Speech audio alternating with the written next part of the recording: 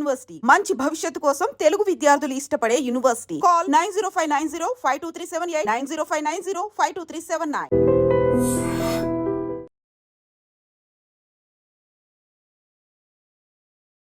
OBC మోర్చాకి జాతీయంగా మీ ప్రాతినిధ్యం వహిస్తూ వస్తున్నారు. ఇన్నేళ్ల పాటు అవకతవకలు జరిగాయి. బీసీలను కేవలం ఓటు బ్యాంకు రాజకీయాల కోసమే వాడుకున్నారు. వాళ్ళని రాజకీయంగా ఎదగనివ్వలేదు, ఉన్నతమైనటువంటి పదవుల్లో రాలేదు.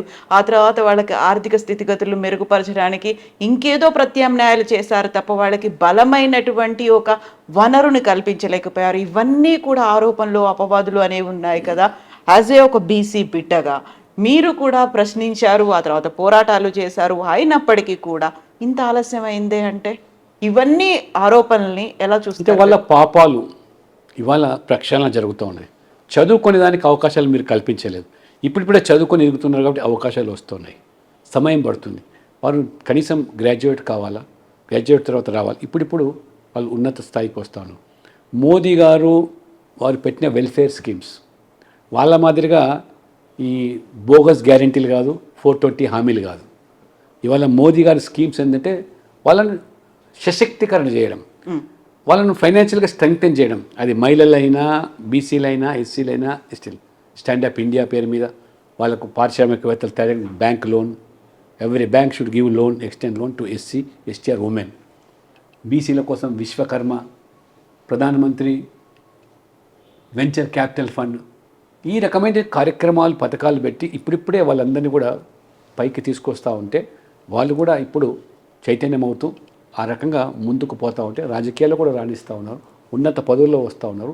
బట్ ఇప్పుడు బ్యాలెన్సింగ్ జరుగుతూ ఉన్నది కాబట్టి వాళ్ళు ఆ స్టేబుల్ ఏదైతే ఇవాళ ఎకానమీ స్టేబుల్ సొసైటీలో కూడా ఆ మార్పులు ఇవాళ చూస్తున్నాం. కాబట్టి మోదీ గారిని ఇవాళ ప్రజలు కోరుకుంటారు. ఒకవైపు అభివృద్ధి, రెండో వైపు వెల్ఫేర్, సంక్షేమం. There is a Lakshmana Rekha between welfare and freebies.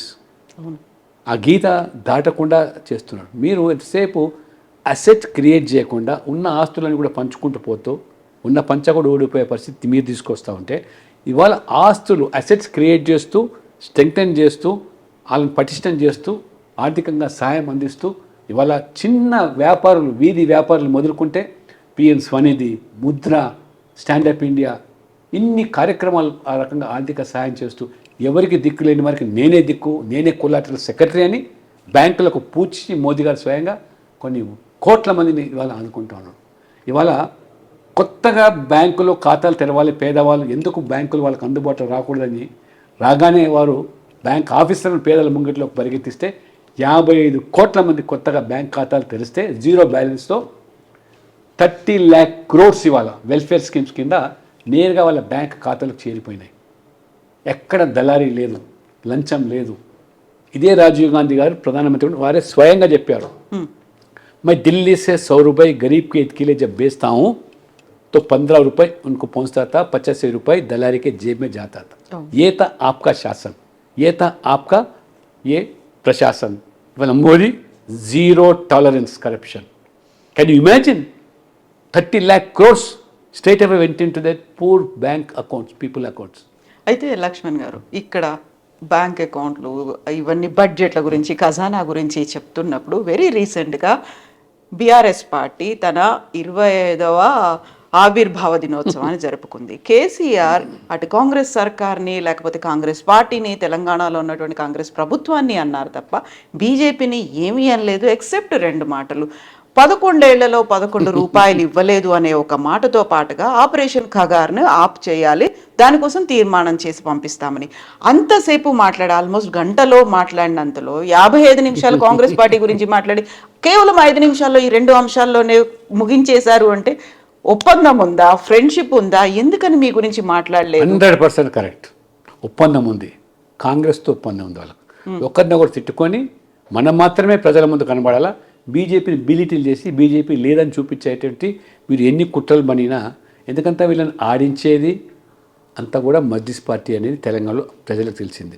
Majlis చెప్పు చేతుల్లో ఉండే పార్టీలు ఇవాళ కాంగ్రెస్, బీఆర్ఎస్, వీళ్ళ అజెండా వేరు కాదు.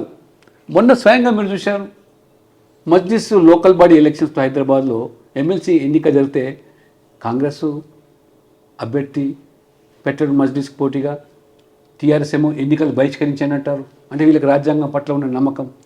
మీరు కేటీఆర్ గారు ఇస్తారు పిలుపు, ఏ కార్పొరేటర్ పోయి ఓటు వేయొద్దని. ఇదా మీ ప్రజాస్వామ్యం? అంటే మజ్లిసు చెప్పు చేతుల్లో దారుసలాంలో జరిగే నిర్ణయాలు అమలు చేసేటువంటి పార్టీలు ఈ రెండు. ఈ మూడు పార్టీలను ఎదుర్కొనేటువంటి దమ్ము, ధైర్యము, సత్తా, సాహసము ఒక బీజేపీ కార్యకర్తలకు మాత్రమే ఉంది. కాబట్టే మీరు తగులాడకుండా చేయాలి, కుస్తీ బట్టడి చేయాలి, లోపల దోస్తీ చేయాలి. ఇది తెలంగాణ ప్రజలకు తెలుసు. సరైన సమయంలో ఇది బీఆర్ఎస్ అనేది చచ్చిన పాము. ఎంత తక్కువ మాట్లాడితే అంత మంచిది. రేపు జరగబోయేది తెలంగాణలో కూడా డబుల్ ఇంజిన్ సర్కార్ రావడం ఖాయం. మోదీ తరహా పాలన బీజేపీలో తీసుకొచ్చడమే లక్ష్యంగా మేము పనిచేస్తున్నాం. ఆ రకంగా బీజేపీ కూడా మరో గుజరాత్ మోడల్గా అభివృద్ధి వేగవంతం చేయడానికి బీజేపీ రావాలని ప్రజలు ఆకాంక్షిస్తున్నారు. ప్రజల ఆకాంక్షలకు అనుగుణంగా ఖచ్చితంగా ఈ మూడు పార్టీలను ఎదుర్కొంటూ ముందుకు పోతాం. మొన్న పార్లమెంట్లో డి అంటే డి అన్నాం. మీరు 5 నెలలు కాలేదు కాంగ్రెస్ పార్టీ అధికారులకు వచ్చి 8 సీట్లకు పరిమితం అయితే మేము ఏకంగా 4 నుంచి 8 జంప్ అయ్యాం. మీరు 0 అయిపోయినారు. బీఆర్ఎస్ పార్టీ 30% ఓట్లు వచ్చింది మాకు. కాబట్టి భవిష్యత్తు బీజేపీది తెలంగాణలో. అది రిటర్న్ ఆన్ ద వాల్. అయితే ఇప్పుడు డబుల్ ఇంజన్ సర్కార్ రావాలి, ఇక్కడ బీజేపీ అధికారంలోకి వస్తుంది అనుకున్నప్పుడు బీజేపీ రథసారథి ఎవరు? తెలంగాణకి సంబంధించి కిషన్ రెడ్డికి ఒక ఆల్మోస్ట్ డబుల్ ట్రిపుల్ అనేవి ఒక పొజిషన్స్ అనేవి ఉన్నాయి. ఇది ఇంకొక అదనపు భారంగా ఉంది. ప్రతిసారి ఢిల్లీకి ఎవరైనా లీడర్ వెళ్ళారు అనుకున్నప్పుడల్లా ఏదో పిలుపు వచ్చిందేమో, ఈయనేమో నెక్స్ట్ అనేది ఉంటుంది. అక్కడ కాంగ్రెస్ ఏమో చాలా క్లియర్గా చెప్పేసింది, అక్కడ బీసీఏ టీపీసీసీ చీఫ్గా ఉన్నారు, నెక్స్ట్ కాబోయే ముఖ్యమంత్రి కూడా బీసీఏ అవుతారని.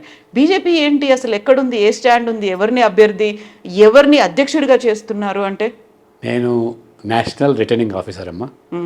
దేశం మొత్తం మీద కూడా పోలింగ్ బూత్ ప్రెసిడెంట్ నుంచి ఆల్ ఇండియా ప్రెసిడెంట్ వరకు చేసేది ఆ బాధ్యత నాకు. మోదీ గారు సంతకం పెడుతున్నారు. తప్పకుండా 12 కోట్ల సభ్యులున్న పార్టీ మాది. వీళ్ళ మాదిరిగా 5 మందితో కుటుంబ పార్టీలు కావు మావి. అదేదో డైనింగ్ టేబుల్ మీద డిసైడ్ అయ్యేటువంటి పార్టీలు, ఎవరు ప్రెసిడెంట్ ఉండాలా, ఎవరు ముఖ్యమంత్రి ఉండాలా. మాది 12 కోట్ల మంది సభ్యులు, వాళ్ళతో చర్చలు, వాళ్ళ ప్రక్రియ, బూత్ ప్రెసిడెంట్, మండల్ ప్రెసిడెంట్, జిల్లా ప్రెసిడెంట్, స్టేట్ ప్రెసిడెంట్. కాబట్టి ఖచ్చితంగా ప్రజాస్వామికంగా suppose to be the largest democratic party in the world. ఈ ప్రపంచంలోనే ఇంత పెద్ద రాజకీయ పార్టీ లేదు. అందులో అంతర్గతమైన ప్రజాస్వామ్యం, పోలింగ్ బూత్ నుంచి ఆల్ ఇండియా ప్రెసిడెంట్ వరకు. నా గొప్పతనం చెప్పను కానీ ఒక సామాన్యమైన నాలాంటి కార్యకర్తకు దట్టు ఈ తెలుగు రాష్ట్రాల నుంచి నన్ను నేషనల్ రిటర్నింగ్ ఆఫీసర్గా ఇచ్చి ఈ ప్రక్రియ అంతకు బాధ్యతగా నేను చేసిందంటే హ్యాట్స్ ఆఫ్ టు మై కార్యకర్త. కాబట్టి ఎవరు ప్రెసిడెంట్ అంటే, ఎవరు నాయకులు అంటే మా కార్యకర్తలే మా నాయకులు, మా కార్యకర్తలే ప్రెసిడెంట్లు. పార్టీని మా కార్యకర్తలు నడిపిస్తారు, వాళ్ళే మాకు పునాదులు. మాకు ఏదో పైనుంచి తండ్రి, కొడుకు, బిడ్డ, అల్లుళ్ళ పార్టీ కాదు మాది. ఖచ్చితంగా మాది కార్యకర్తల పార్టీ. కార్యకర్తల మనోభిప్రాయాలకు అనుగుణంగా పార్టీని ముందుకు తీసుకెళ్తాం. ఖచ్చితంగా తెలంగాణలో కాషాయ జెండా పాతడం ఖాయం. మోదీ గారి నాయకత్వంలో డబుల్ ఇంజిన్ సర్కార్, భవిష్యత్తులో ట్రిపుల్ ఇంజిన్ అంటే స్థానిక సంస్థలు కూడా కైవసం చేసుకోవడమే మా యొక్క ధ్యేయం. సరైన సమయంలో సరైన నిర్ణయం తీసుకుంటారు అనుకున్నప్పుడు ఇక్కడ ఇద్దరిని ప్రకటించాల్సినటువంటి అవసరం ఉంది. కాంగ్రెస్ చెప్పినట్టుగా బీసీ అవుతారా, అటు అధ్యక్షుడు కావచ్చు, ఇటు ముఖ్యమంత్రి కావచ్చు. ఇక్కడ కూడా అధ్యక్షుడు ఎవరవుతారు, ఒకవేళ డబుల్ ఇంజిన్ సర్కార్ వస్తే ముఖ్యమంత్రి ఎవరు అవుతారని ఇక్కడ కూడా మీరు అంతర్గత ప్రజాస్వామ్యం అన్నారు కాబట్టి గతంలో కాంగ్రెస్లో అది కనిపించేది. సెకండ్ కాంగ్రెస్ పార్టీ బీజేపీ అయింది. ఇక్కడ కూడా బోల్డ్ అన్ని గ్రూపులు కనిపిస్తున్నాయి. సీనియర్ల గ్రూపు, కొత్తగా వచ్చిన వాళ్ళ గ్రూపు, ఎంపీల గ్రూపు, మాజీల గ్రూపు, ఇవన్నీ కాదంటారా? ఈ వీటన్నిట్లలో ఏకాభిప్రాయం తీసుకురావడం, కొత్తగా ఈ అధ్యక్షుడు ఇతను ముఖ్యమంత్రి కాబోతారు, ఎలా అనౌన్స్ చేస్తారు, ఎప్పుడు చేస్తారు? అందరిది కూడా ఒకటే గ్రూపు, మోదీ గారి గ్రూపు, బీజేపీ గ్రూపు. రెండవది బీఆర్ఎస్లో ముఖ్యమంత్రి సంగతి దేవుడు, బీసీ, ఎస్సీ కానీ, ఉమెన్ కానీ. కనీసం పార్టీ ప్రెసిడెంట్ అయినా బీసీని చేయగలుగుతారా, ఎస్సీని చేయగలుగుతారా? తండ్రి ప్రెసిడెంట్, కొడుకు వర్కింగ్ ప్రెసిడెంట్. ఇది సామాజిక న్యాయం, అది ఇంపాసిబుల్. కాంగ్రెస్ ఈ రాష్ట్రం ఏర్పడే నుంచి ఆంధ్రప్రదేశ్లో కానీ తెలంగాణ ఒక బీసీని ముఖ్యమంత్రి మీరు ఎప్పుడైనా చేశారా? అవకాశాలు ఉన్నా ఆనాడు రాజారాం నుంచి మొదలుకుంటే మొన్న డి శ్రీనివాస్ వరకు కూడా అర్హత ఉండి అవకాశాలు ఉండి చేయలేకపోయింది మీది. మేము మొన్న చెప్పాం, మన అసెంబ్లీ ఎన్నికల్లో మా పార్టీని గెలిపిస్తే సామాజిక న్యాయంలో భాగంగా తెలంగాణకు బీసీ ముఖ్యమంత్రి చేస్తామని. అన్ఫార్చునేట్గా ప్రజలు మనకు మ్యాండేట్ ఇవ్వలేదు, మేము చేయలేకపోయినాం. ఇవాళ మేము బీసీలను ముఖ్యమంత్రి చేశాం, మహిళలను ముఖ్యమంత్రులు చేశాం, ఎస్సీలను చేశాం, ఎస్టీలను చేశాం. అన్ని వర్గాల ప్రజలు ఇవాళ ఏ రకంగా ఇవాళ మేము ఈ యొక్క సామాజిక పరమైనటువంటి ఈ యొక్క మరి సమూహాన్ని తీసుకెళ్తున్నామో అది బీజేపీకి మాత్రమే సాధ్యం. ఖచ్చితంగా బీజేపీ సబ్కా సాత్, సబ్కా వికాస్, సబ్కా విశ్వాస్, సబ్కా ప్రయాస్, ఇది మోదీ యొక్క నినాదం. ఆ నినాదమే మా వాదం. లక్ష్మణ్ గారికి అనుభవం కూడా ఉంది కాబట్టి లక్ష్మణ్ గారిని మేము ఎక్స్పెక్ట్ చేయొచ్చా? కొన్ని ఊహాగానాలు కూడా వినిపిస్తున్నాయి. లక్ష్మణ్ గారు అనేది ఒక సామాన్య కార్యకర్త. ఈ బీజేపీలో చేరింది నేను ఈ జాతీయవాదం బీజేపీ సిద్ధాంతాలు నచ్చి. నేను ఈ బీజేపీలో చేరినప్పుడు ఈ పార్టీ ఈ దేశంలో 2 ఎంపీలు మాత్రమే ఉన్నారు. నేను ఉస్మాన్ యూనివర్సిటీలో రీసెర్చ్ స్కాలర్స్ ప్రెసిడెంట్గా వచ్చిన తర్వాత రాజకీయాలకు వచ్చినప్పుడు ఒక జాతీయవాదం పట్ల ఆకర్షించాయి. వాజ్పేయి గారి లాంటి ఒక నాయకుని స్ఫూర్తిగా తీసుకొని పనిచేశాం. నేను ఎమ్మెల్యేలు అవుతామనో, ఎంపీ అవుతామనో, రాజ్యసభ సభ్యుని అవుతామనో, ప్రపంచంలో అతిపెద్ద పార్టీలో ఒక పార్లమెంట్ బోర్డు సభ్యునిగా, అంటే 11 మంది ఉన్న సభ్యుల్లో 1 ఎమంగ్ దెమ్ లక్ష్మణ్ గారు ఉంటారని నేను ఊహించలేదు. కాబట్టి పార్టీ అవకాశాలు ఇచ్చింది, పార్టీ నాకు బాధ్యతలు ఇచ్చింది. ఏ బాధ్యత ఇచ్చినా నెరవేర్చడానికి, శిరసావహించడానికి ఒక కార్యకర్తగా, ఒక సిన్సియర్ సోల్జర్గా ఉంటాను తప్పితే నాకంటూ ఇది కావాలి, నేను ఇదైతేనే పార్టీలో ఉంటాను, అది కావాలని ఆ ఆలోచన విధానం నాకు ఎన్నడూ ఉండలేదు. నాకు ఒక ఆర్ఎస్ఎస్ స్వయం సేవకునిగా, విద్యార్థి పరిషత్ కార్యకర్తగా నేను నేర్చుకున్న పాఠాలు, నేను నేర్చుకున్న సిద్ధాంతం. So still hopes are alive. Laxman garu కూడా కావచ్చు, కానీ ఇప్పటికీ అనౌన్స్ చేయరు. సరైన సమయంలో సరైన నిర్ణయం అనేది ఉంటుంది. Thank you so much Laxman garu. Best wishes to you అండి. Thank you. నిజంగా ప్రస్తుతం ఉన్నటువంటి సమాజం దేనికి ప్రయారిటీ ఇస్తుంది? ఆర్థిక సంబంధాల చుట్టూ మాత్రమే తిరుగుతోంది. మళ్ళీ ఎన్నికలంగానే చాలా విరక్తి కలుగుతాను.